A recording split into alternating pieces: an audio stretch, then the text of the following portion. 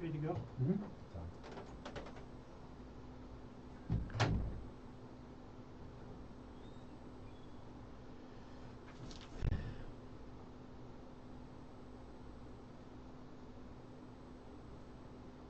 Hey everybody, how you doing?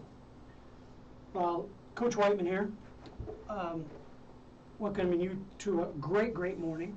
Got a great show today on 360 Performance right here at KUHS, streaming to you every week. We're going to get some of our stuff going here and show you what we're made of. Our theme today is about consistency, and consistency, I think, is misunderstood. And as I say that, let me take a moment to tell you about some individuals I'm going to showcase today. They're two elite athletes, both at different places in their career. One is in a major renewal of her approach to the game of golf. She's a professional golfer, and she is just awesome in her pursuit of being the best that she can be. And I am so grateful to be part of her world. And that's Betsy Kelly. We'll talk a little bit more about Betsy in a moment. The other one is at a different level, has gone through the pro ranks at the NFL level, football, has been a champion at the college level, and now is a coach at Colorado Mesa University. They'll be playing the, I don't remember what that South Dakota team mascot, I think it's a wasp or a hornet. All I know is they have a stinger on it. But I'll get it. They're in, I think, Spearfish, South Dakota is where they're located at. But the Colorado Mesa Mavericks are playing tomorrow at 1 o'clock against them. We're going to talk about Crockett Gilmore. That's their defensive line coach. Crockett and Betsy Kelly have one thing for sure in common. They're both graduates of Colorado State University. Both played collegiate athletics at Colorado State University, and are both great examples of consistency through adversity.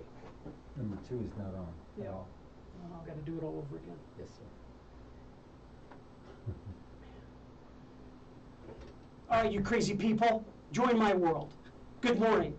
360 Performance here. Dr. Whiteman bringing you a great show. I've already practiced a little bit before you came in with me, because the board is a mystery to me sometimes. So I've got it all tuned in and dialed up. We're going to talk a little bit about consistency as our theme today. And consistency is kind of an interesting term, because I don't think people understand that there's both goods and bads about that word consistency. And typically when you hear the word consistency, it's somebody talking about, striving forward, moving on, keep moving. So the theme of today is in fact about keep moving forward. And we're going to talk about how do champions continue to do the best effort every single time they step on the court or the field, or in this case the golf course is one of our featured focuses is today. We're going to talk about two athletes that are in my opinion, are examples of great performers in their sports. Both are at different places in their athletic career. The first is Betsy Kelly. She's a professional golfer, and she is in just a major and exciting renewal of her career as a professional golfer. She'll be starting the what I call the winter tours. It's the Cactus Tour down in Arizona. We'll be doing that, and then there's the All-Pro version after the first of the year. And then we're going to talk a little bit about Crockett Gilmore, NFL professional. He's an alumnus now of the NFL pro ranks, and has now progressed to becoming a coach at Colorado Mesa University over there in Grand Junction, Colorado. They will be playing their third game of the season. They're currently 1-1, 0-1 in the conference, and they'll be up in South Dakota playing a game up there. And we'll talk about both of them and how they have matched up their methods of training, methods of being the best that they can be on a daily basis, to what I consider the process steps of being consistent. We'll talk about those, and we'll talk about some other examples as well. But as I say that, I want to get to the beginning of our show that we try to practice every time we get together on a Friday at 11 o'clock Mountain Daylight Time here at KUHS, streaming to you. And that start is about gratitude and sharing your gratitude with others. Now, I try to do that on a daily basis, but I for sure try to do it every Friday on the show about what I'm grateful for. And today, I've got to tell you that I'm grateful for the people that have stuck with me, my partner, my kids. I've got, and this is going to sound kind of negative, but it doesn't. I'm not meaning it that way. I have a short list of friends because my definition of friends are those people that I can call them up even after a long distance of separation, and when I get reconnected with them, it's like we never dropped a stitch. Or the friend that I call, and when I call, there is no hesitation in their response to what my needs are. They'll be there for me. And that is not always a very long list, because it takes a certain amount of courage and resiliency to acknowledge that definition of friendship. But that's mine, and that's what I'm grateful for. Having those kind of friends that have stuck with me and tolerated my idiosyncrasies, the things that define who I am. So grateful for that, and glad to be here today and every Friday. So with that being said, gratitude is also the root of happiness. It's one of many steps. You know, getting good rest, being physically active are also components of recognizing and sharing your gratitude. All of that together helps you to strive for a very happy day and recognizing that you're the one in control of it. You're the one that makes the choices about what you're going to do, how you're going to do it, who's going to be with you when you pursue certain things that you want to pursue. So I'm glad for that. And we're going to talk about the consistency of both those kinds of behaviors as well as the behaviors that represent the models I want to show you today about how to be consistent and move towards finishing. You know, it's some people get really active, you know, and they think by being active that represents success or for sure finishing something. It isn't necessarily. At some point in time, you got to draw a line in the sand and say, enough already. The chitter chatter, the movement is enough. We've got to make a decision and really get after it, which is one of the reasons why I like athletics so much. For example, when you are a defensive player in football, you got to make the play. The running back's coming to you, make the play. Because if you don't initiate something and cease your moving of your feet or the gyrations of your arms and just go get the tackle, you probably won't make the tackle. Or as a golfer, setting yourself over the ball, getting yourself ready to go, at some point in time in that addressing the ball, as Chevy Chase would say, hello ball, addressing the, okay, anyway, that you've got to make the decision to take the swing and make the contact and hit the ball. So at some point in time, we've got to get into that mindset. It's a cycle. It's a process of development. And we're going to talk about that in just a second, about what it means to be part of that process. But one of the other things that I do every week is our mindset moment. And our mindset moment's revolving around the term consistency. And that quote is from yours truly. It's something I resurrected from my notes from years ago. And I've captured one of our guests, not guests, but one of the individuals I'm going to showcase today is Crockett Gilmore. And this is Crockett Gilmore, who played for the Ravens, the Baltimore Ravens, as a tight end. And they're playing Dallas, which I believe was a game they won. And Crockett, he may have actually had his first NFL touchdown in that game.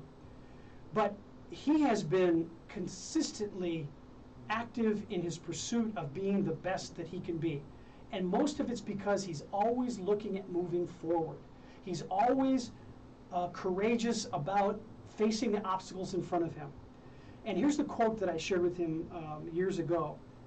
It is not the accomplishment that is important, but rather the process that brought you here. Prepare for perfection and deliver results. It's with that preparation, perfection or just getting the job done. Either one is okay. But my belief is if we prepare for perfection, like my grandfather would say, shoot for the cherry on top of the sundae. If you fall short, it's in the whipped cream. Not so bad.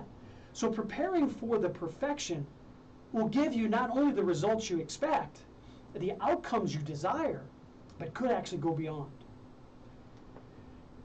That's the backdrop from that quote. Let me share that quote again for you. In our mindset moment for today, this is the quote. It is not the accomplishment that is important, but rather the process that brought me here. Prepare for perfection. Deliver results. I hope you have the chance to do that every moment of every day, because you only get one shot at it. Today is the only shot I have for today. So make it your best and prepare for perfection. As we bridge to the getting started informally into the show, let me also recognize that this is Hispanic Appreciation Month. We've got some wonderful, wonderful talent in this world that have Hispanic lineage and heritage. I want to represent and recognize that, and feel I'm just so confident about how great our global cultures are, and especially here in the United States, when we've got such rich stories of accomplishment and success through some just, boy, tearful and frightful and courageous experiences. It's Cesar Chavez's daughter is now with the administration. She actually was before that with Obama, and now she's back again in Washington, D.C., working for Biden. And doing some just wonderful things with that administration. And I also must say that Ms. Chavez was doing great things while she waited between the Biden administration and her work with Obama in the past. She was doing great things then too. She didn't sit still. Her process was definitely positioned to be prepared for perfection and deliver results on behalf of many who are marginalized and differentiated, and yet still work hard to become their best and be their best in whatever they might do. It's a great day today. If you don't hear it in my voice, I'm certainly feeling it. I'll try to project even more my excitement for today. Today is a great Friday compared to any in the past I've experienced. One, because it's unique. This Friday will not be replicated any other way than what I do today. Oh gosh, the dry desert-like climate, the arid climate of Colorado. So let me move on to the next slide. So here we go. Who have we got as the features, along with Betsy Kelly and Crockett Gilmore, as my examples of consistency? Well, I got to keep getting the right clicker. Deion Sanders is in the news, and I didn't pick him because he's in the news. I picked him because, given all of his bravado, which some might say is a little off-putting, and an extremely strong, confident attitude he has about who he is and his persona, he is a great example for me of people that finish, that get it done.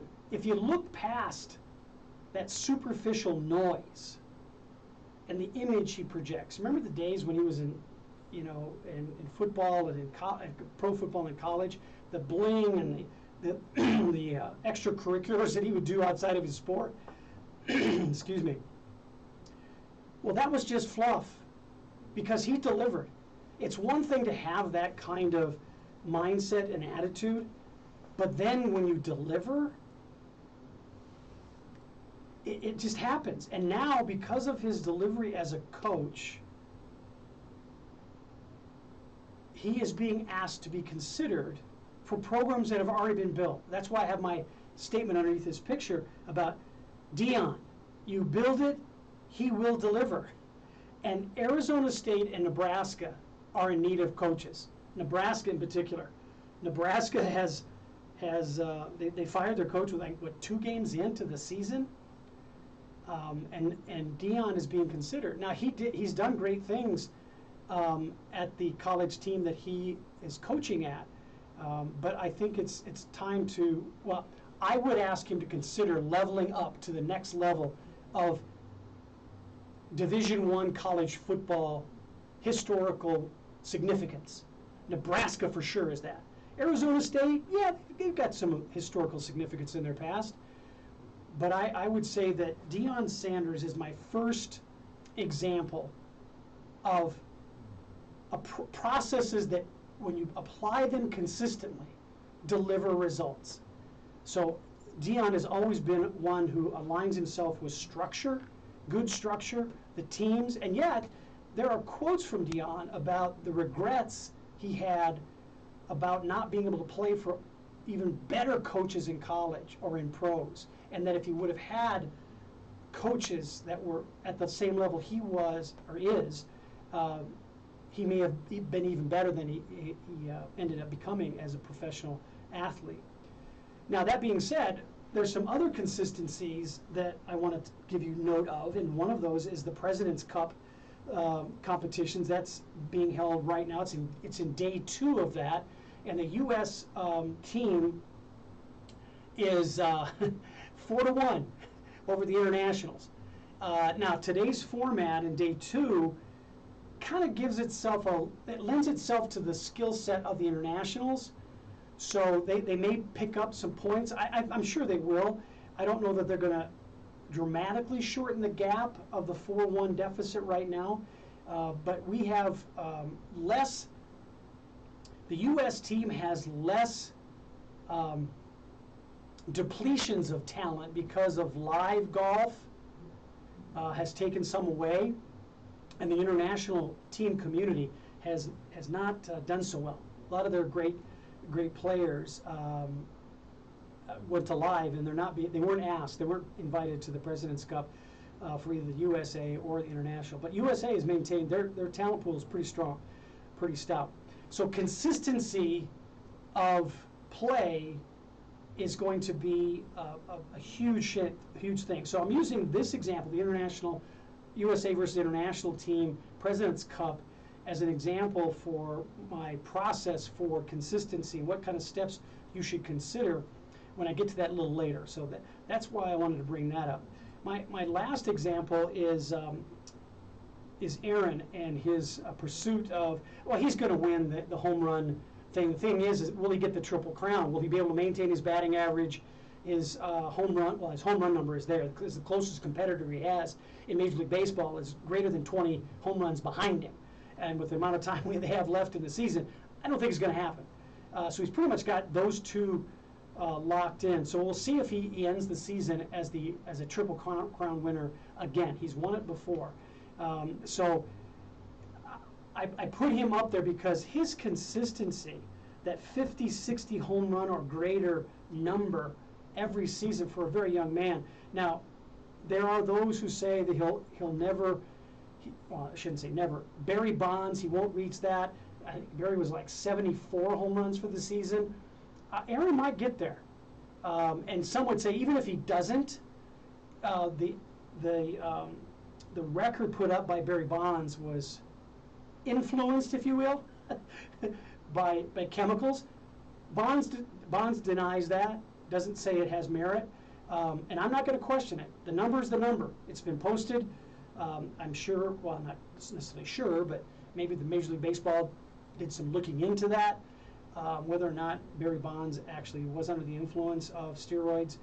But be as it may, it hasn't happened. So Aaron has the skill. He has the potential. He's going to get the record this year.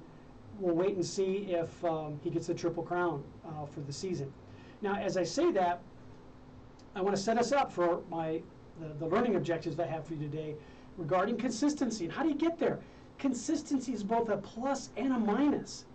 You know, usually the negative consistent behavior is labeled with things like, oh, you're in the doldrums. The black cloud is over your head.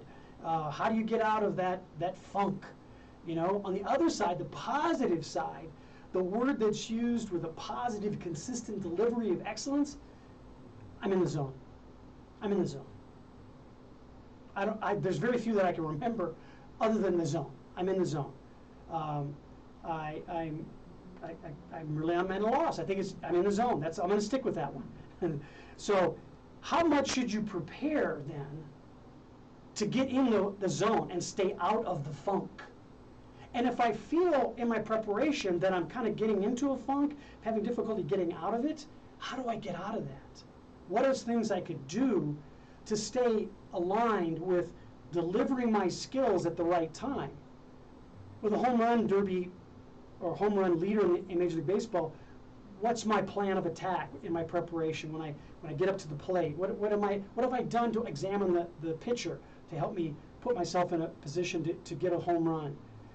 Or is it just maybe a small ball mentality for a home run hitter? And the home runs come because you're just executing a good, solid swing with the intent to just put the ball in play. Switching to golf for a minute, okay, what do I do in preparation for that? Well, I guess it's just lots of buckets of balls.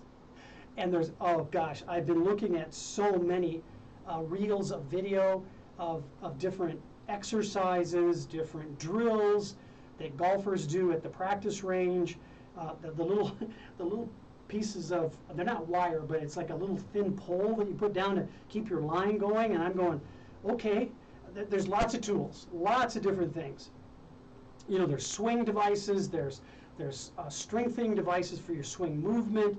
I'll give kind of a backhanded plug to the RIP skills swing tools that you can use. RYP, RIP. The RIP stick is awesome. One of my clients uses the RIP stick and swears by it. But golfers, when you're looking at the preparation, there's a lot of steps that go in for it. I kind of wonder sometimes how much is too much.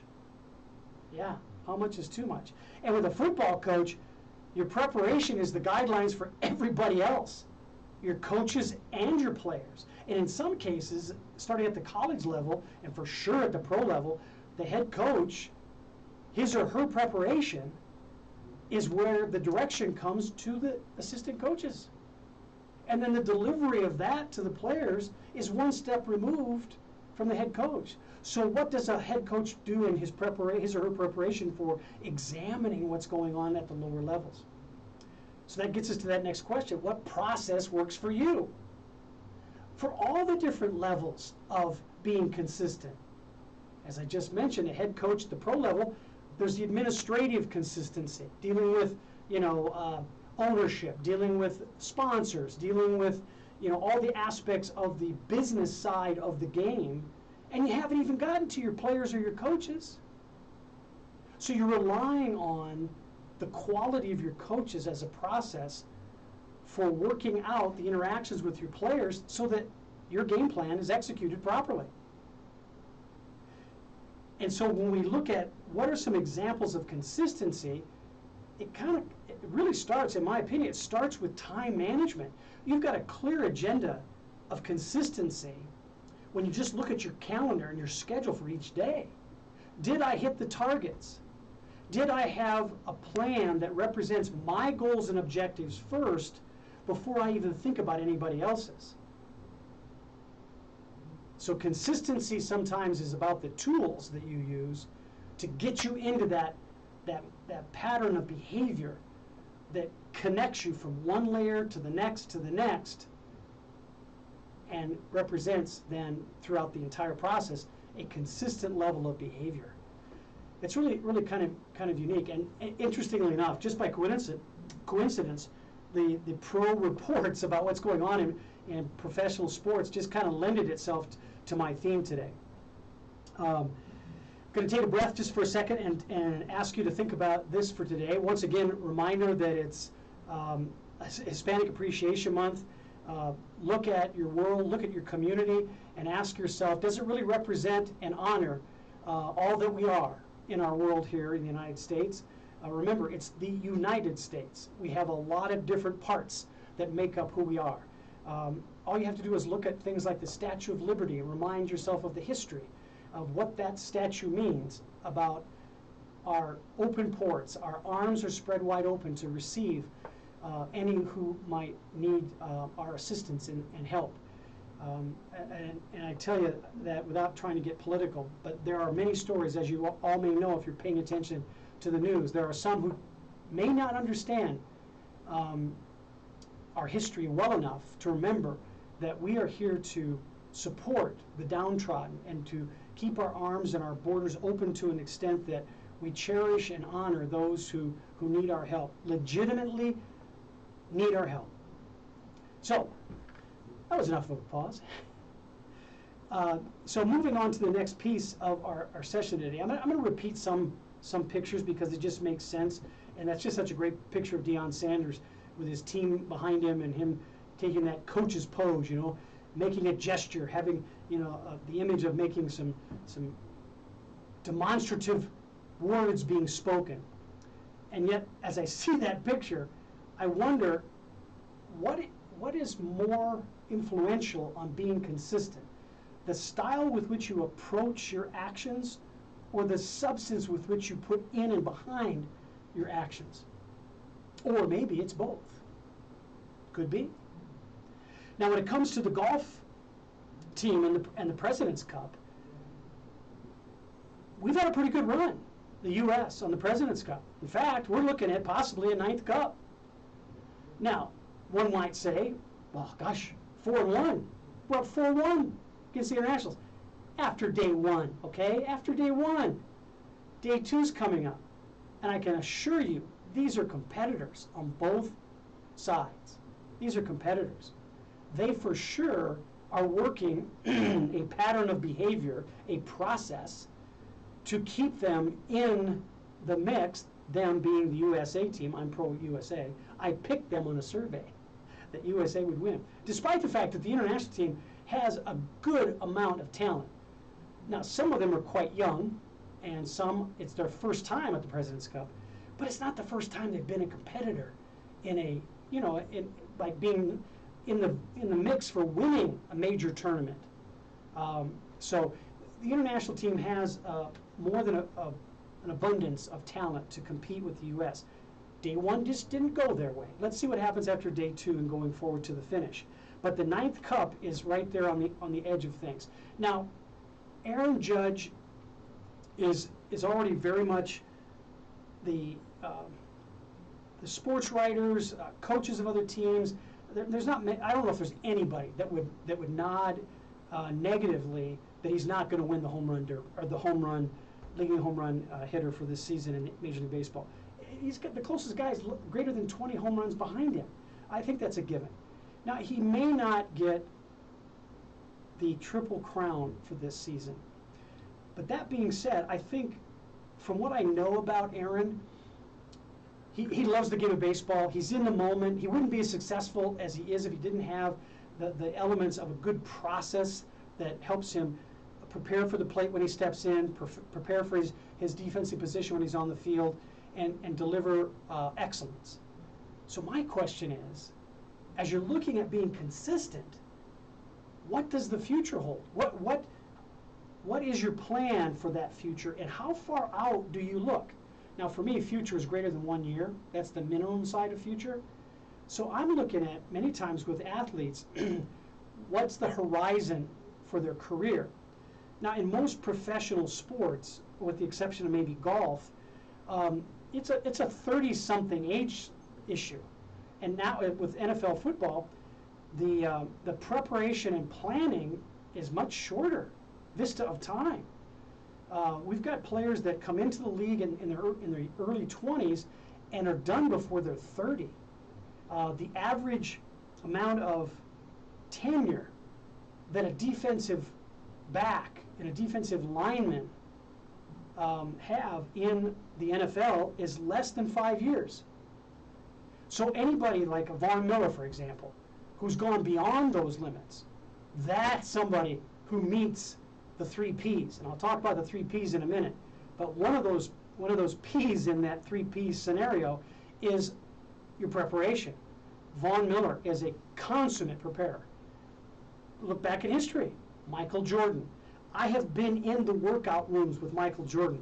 I have seen him not just prepare his body in a casual sort of way, but I mean to the wall in his preparation. Sweat is just a given, a profuse sweating. It's not a casual thing with people like Michael Jordan and others like Deion Sanders, like Aaron Judge or Jordan Spieth on the golf side of things. You can look at both professional and amateur athletes and know that which ones are going to have a long-term, consistently high delivery of excellence career when you look at their preparation and the diligence and the time they put into it. It just is. It just is. And that's how they wind up sustaining their excellence. I'm sorry, one of the 3 P's, the preparation. Another piece to consider is that when you're trying to be excellent and stay on top of your game every moment you practice, every moment you take the field to deliver your performance and pursue what you love to do, it's a lifetime of pursuit. It's not a short-term thing. It's not a one-off kind of scenario. Now, as I say that, I also know there are many professionals and perhaps soon-to-be professionals who are still amateurs. They just live in the moment. That's it. Once that moment's over, I may have another one, I may not. But those are the people, and that's the attitude that's not going to maintain a consistency towards excellence. That's a participant who possibly has consistency that will draw them into the black hole, put them into the funk, a funk they may not be able to come out of. Sad to say, but possibly true. Oh, I love the water. Thank you for the pause. Good to have you here. So I decided, to take a look at the excellence, sustaining excellence, long term. It's a lifetime commitment. I looked for a quote and I found one, interestingly enough, coincidentally, from Coach Prime, Deion Sanders, which is how he likes to be referred to, as Coach Prime. He said this, and this was before he became Coach Prime. If you don't believe in yourself, how will somebody else believe in you? Oh, isn't that awesome? Here's a story for you. We talked about Crockett Gilmore. Crockett Gilmore, as a rookie with the Baltimore Ravens,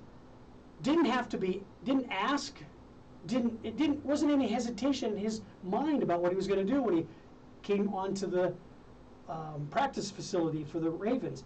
He was in there between 5 and 6 o'clock in the morning, lifting weights with the vets. Not a lot of rookies around, except for him. First thing that happened was he was recognized as a rookie amongst the vets at a time the vets didn't expect rookies to understand what was important in sustaining their career. This was it.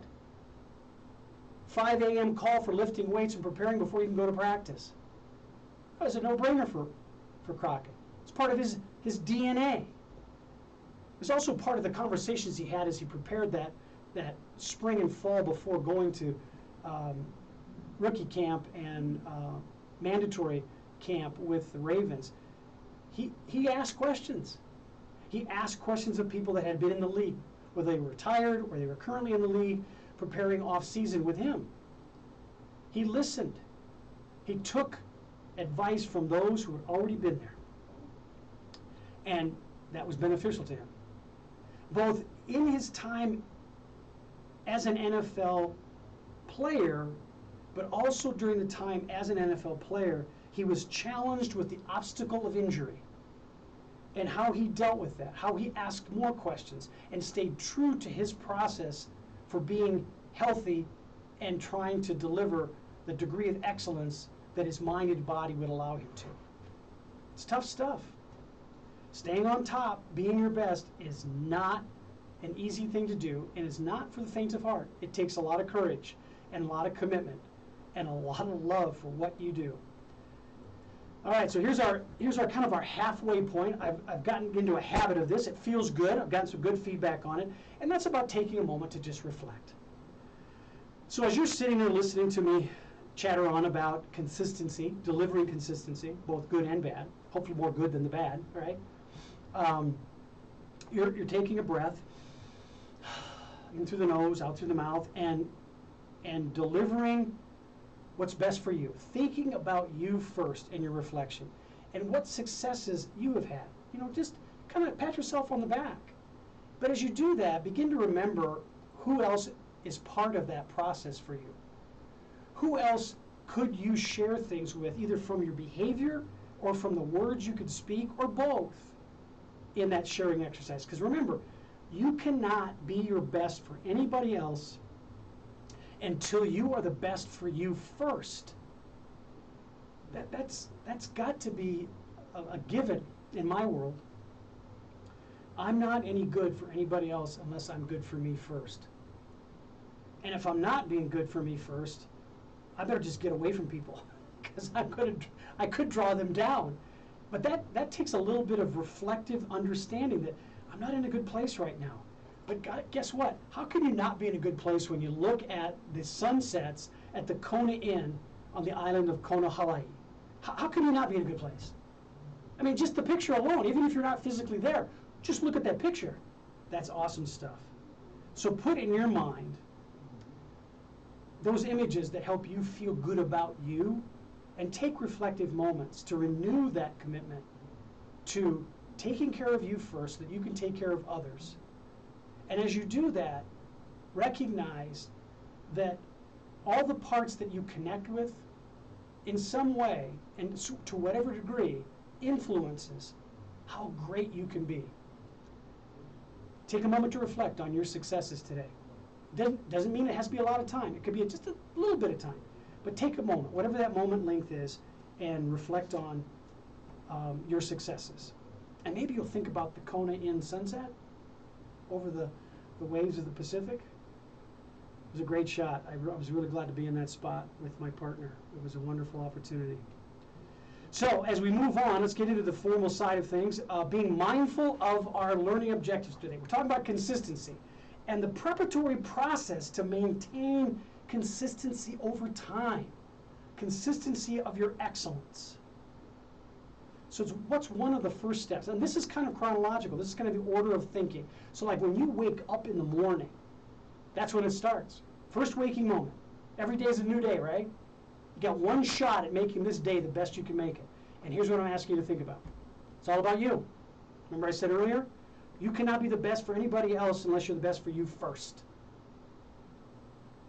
It's very hard. Parents, if you're in a grumpy mood, you're going to pass that grumpiness on to your kids.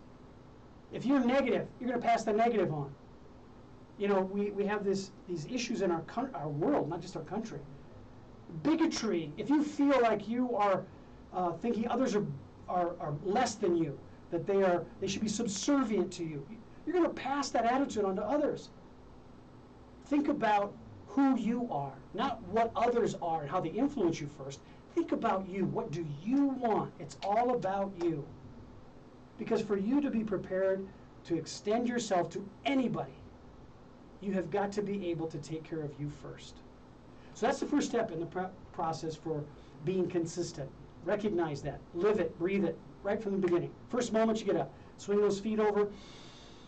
Big breath in. Let it out. And think about you first.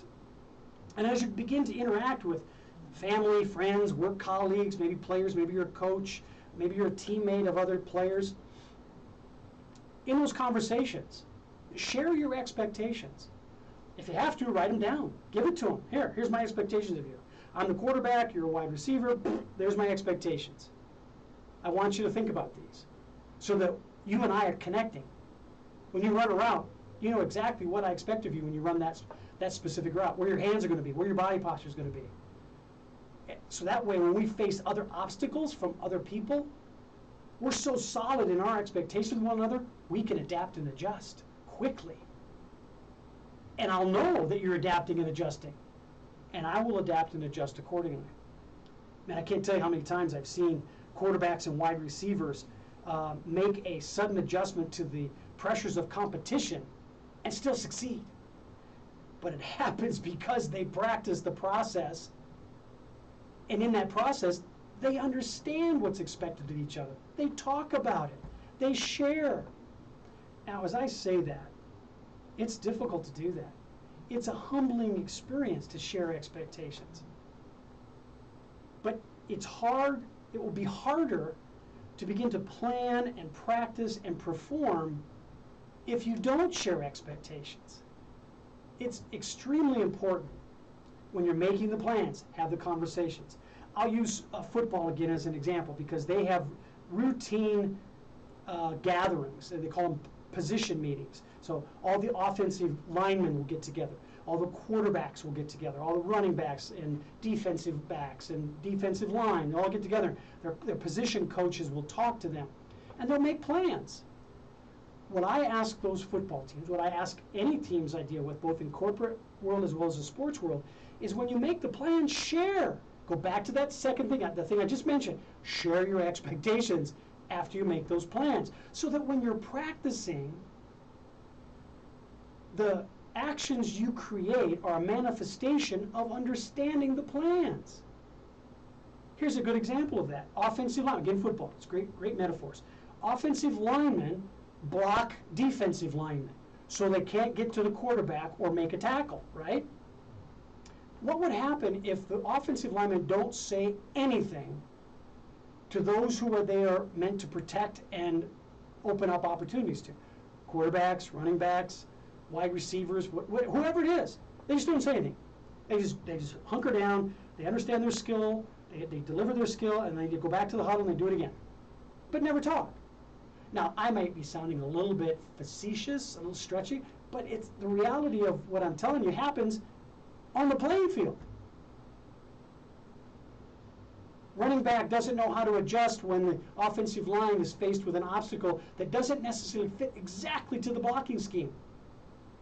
Running back has to adjust on their own without any historical input from the offensive lineman. What's what I call the what ifs. So using offensive lineman again, what if the guard gets shoved a certain direction, left or right, when typically they were supposed to go a particular place and the running back had practiced it that way, but had never been talked to by the offensive guard saying, hey, if this happens, know that I'm going to be pushing that person this way. Either straight back, right, left, or maybe I'll let him come straight back into the huddle and you can just run right past him. That would be wonderful, wouldn't it?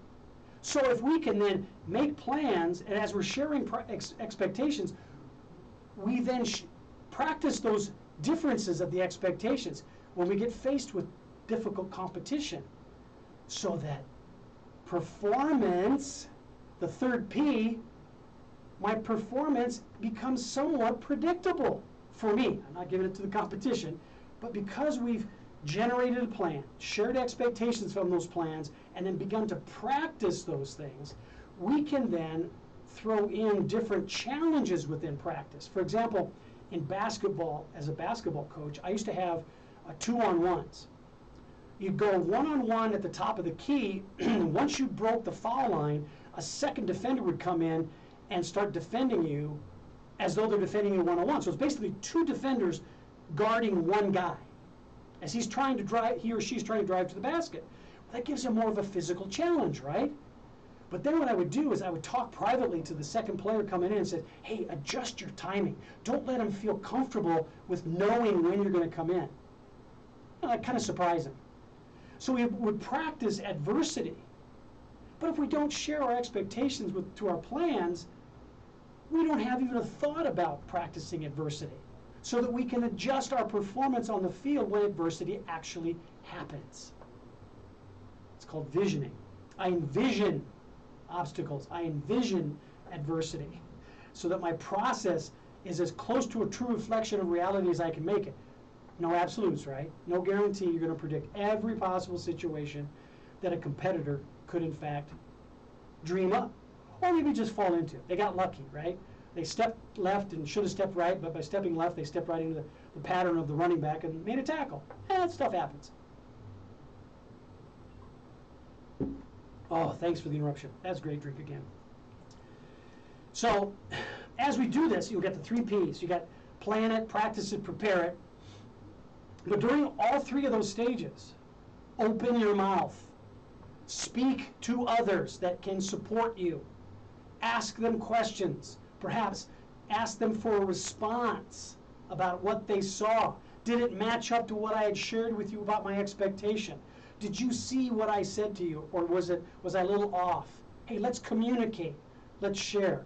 If we don't practice communication, it's going to be really difficult in a competitive game where we don't have the moments to pause and rework it through and communicate. we won't be able to adjust. It'll be very, very difficult. Very, very difficult. So ask for support. And look, I know from a lot of different athletes, not every athlete, not every executive is built or comfortable with humbling themselves to ask questions that might appear to belittle them a little bit. There's also some ownership on the other side. Don't berate somebody. Don't create retribution for behaviors of your teammates that they're just trying to do their best. Because if you do, they're going to hesitate. Because they're going to remember, oh, my teammate berated me in practice. I better not do that. I better watch. I better hold back. Well, no. We got to be full out. Got to be full out. So talk to each other without fear of retribution. Let them share, and you be there to support them because you understand what their expectations are. And as I said earlier, as you review this, do it humbly so that you don't have fear of the retribution. When you review your results, take those moments to understand, where was I successful, and wrap your brain and your heart around the failures so that when you do it, other teammates might see the courage you have and find that courage for themselves. Fear should not be a mindset that cripples your performance towards excellence. It should be a way to clarify your pathway to excellence. Simply put, don't do that again. Simply said, right? But harder to do. But it takes humility and some courage. So those are the points for preparing your process to be consistent in a positive, leveling up growth mindset. It's not an easy thing to do. It isn't. So because of that, I wanted to restate a quote I've used in the last few weeks from Russell Wilson, because it's so apropos. You separate yourself from anybody else's performance by your preparation. That preparation is the P that comes after plan. Make a plan and then prepare yourself so that your performance delivery is not unexpected. It matches up with your expected outcomes. Russell Wilson is another Michael Jordan. He plans, he prepares, like a Peyton Manning did before him. Usually the place to watch practices of professionals is after everybody else leaves. Michael Jordan on the court by himself, shooting jump shots, shooting different shots based on what he imagines a defender might do to him. Or Peyton Manning throwing passes to certain routes so he gets it with his footwork. It's important. Separation comes from preparation. Because preparing for failure is an awareness every champion masters. Making a plan to understand that failure is possible then begins to define the preparation you need to have to mitigate the error that you know is going to come so that you can perform at your level best. It's really cool stuff. Now, I want to bring this up because the Houston Texans had a game. I think they won the game. It was kind of a back and forth, but that last game at home for the Texans was in honoring Uvalde Strong. Their football team also won their game. They were kind of linked together. So the high school team had played theirs the Friday before, and then Houston Texans played on Sunday. They both won their games, and in the process of pregame, they honored each other, and the Houston Texans honored the Uvalde high school football team, both as a community as well as a team. I think it's worthwhile remembering that, especially during this month of honoring Hispanic culture, Hispanic lifestyles, and the wonderful heritage that they've contributed to our country's history. So remember those who compete to level up, and Uvalde High School and the Houston Texans definitely did that, simply by just honoring each other and being there in their thoughts and deeds. So wanted to make sure we did that again, especially during this month. So as we get close to the end of the show, I want to make sure that I also bring up some things about next week and what we intend to do. I intend to have a couple of different guests. I'm hoping we can kind of do a little group thing here about high school football, college football, especially as it relates to the transfer portal. I'm putting together a group to talk about the transfer portal and to answer the question, and maybe do a poll. What side are you on? Are you for the transfer portal? Or are you saying, gosh, it's really confusing the game, it's making it really complicated to understand, maybe it's bringing down the quality of the team play because there's so much inconsistency. I'm on the team, I got a scholarship, I don't want to leave the team, but all of a sudden, transfer comes in, he's my position and better than me, now what am I going to do? Well, some would say you could transfer too. But remember, not everybody's built for change as well as we might think. And the transfer portal has opened the door for random selected change at the behest of the player. Now, there's a process. They have to fill out stuff and talk to the athletic team compliance officers and make sure it's all good. But it is happening, and it's happening at record rates. And I heard a brief comment, I hesitate to call it a quote, a brief comment by Alabama's head coach, Nick Saban. And he kind of touched on the answer I would like to get at with our viewer and listeners next week about which side do you land? Is it good or is it bad? And Nick kind of said it was in between for him, because notoriously Alabama gets 5-star, 4-star, 3 stars. Like, what? No, it's 5-star, 4-star. Like multiple individuals by position, like multiple 5- and 4-star quarterbacks, multiple D-backs in safeties at 5- and 4-star, multiple offensive line, defensive line, linebackers. I mean, it's insane how great their recruiting jobs are, but their consistency has also delivered a reputation that kids want to play there. But now it's come to the point, and the transfer portal opens the door for a freshman who thought they were going to get a chance to play as a freshman, to start as a freshman, and doesn't. Now what do? Well, now they got the transfer portal. They could go to another team and boom, play right away. I think in general, and we'll talk about this during our discussion, the transfer portal has opened the door to have more teams more highly compatible. Compatible. I think that's the word. They compete harder. One example of that is the University of Arkansas. In the last year, for sure, the last season, if not maybe the last 2 seasons, they have built their roster and strengthened by position their roster because of the transfer portal. And last season, extremely competitive. You know what? Bowl game qualified. This year, even better. And I'm not saying that this year they got more transfer portal players. I think the transfer portal players that are there found a home.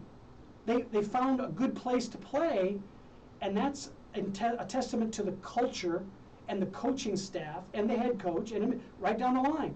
Goes to what we talked about today, being consistent. Having good plans and preparation for delivering the performance. Taking care of yourself first, and then you can deliver the best to others. And that has been put across the lines in their culture through the sharing of expectations in that planning and preparation process. I believe that Arkansas is an example of it. And everything I just said, there are real examples of what I said at the University of Arkansas football team. Now, they're not the only team that has alignment to what I just said. There are others across the country. Even my alma mater at University of Iowa has benefited from that. Now look at they're doing okay. They're not blowing things up, all right? And when they get closer to more of the competition in the Big Ten, they might have some real struggles. But that being said, the transfer portal is still available to them for next season. That's one of the great things. It's very flexible and allows for opportunity for teams that need to fill a spot. It puts the college coaching staff and administration kind of at the level of, pro trades and recruiting, and it's just really interesting what's going on with the transfer portal. So that's where we're at with that. as we always do, I remind you that today's show will be put on the podcast portals. Spotify is our initial home, but we're across 8 different platform applications: Apple, Google, and others. We're also in, I believe it's now 11 countries, and the 10 and 11 countries are like maybe 1 to 3%-ish. I'm just proud of the fact that we're getting a better footprint, we're getting a bigger footprint. If you're listening today, please share our link out there to everybody, and tune in on Fridays for the live show, so you get the early version, you get the fresh creation of what will be going to the podcast over the weekend. I'm really glad for Anchor.fm. They're a wonderful source for broadcasting our show into a podcast environment. And as I say that, I want to remind you, get involved. Whether it's getting involved in our show, or maybe you're listening to the show already and you hear some great things, take that great idea or that thought that we stimulated with you and share it with others. Get involved. Be part of a process that makes your life and others better. Begin with you so that you can share with others in a meaningful way. Kind of why we say this every week, but it's part of what we did today in the show. Making plans. Make plans and then take action on those plans, especially after you make a decision to get involved. Focus yourself on plans that work for you, and that your actions have purpose and meaning when you take that one first step towards your ultimate goal, that end in mind, beginning with the end in mind, as Stephen Covey would say. So as is always the case here, we're streaming here at KUHS every day, but Fridays for sure, and bringing you wonderful thoughts about how to be your best, how to produce results that are truly yours, uniquely yours, as examples to others that can learn from you. And I'm glad to be doing it here at KUHS. It's a wonderful platform to be put myself into. And if you haven't remembered what this show is all about, it's called 360 Performance. I'm your host, Lowell Whiteman, also known as Dr. Whiteman or Coach. Join us next week and share your ideas and thoughts with us on my website at 360mindset.com. 360mindset.com. And share with us what your thoughts are about the show today, or just about anything in general that relates to performance. It's good to be with you. Have a great afternoon today. Enjoy the beginnings of the fall. If you get out to the mountains, if you're out in the western part of the United States, go out in the mountains and check out the changing of the colors. It should be beautiful, beautiful. Have a great day today, everybody.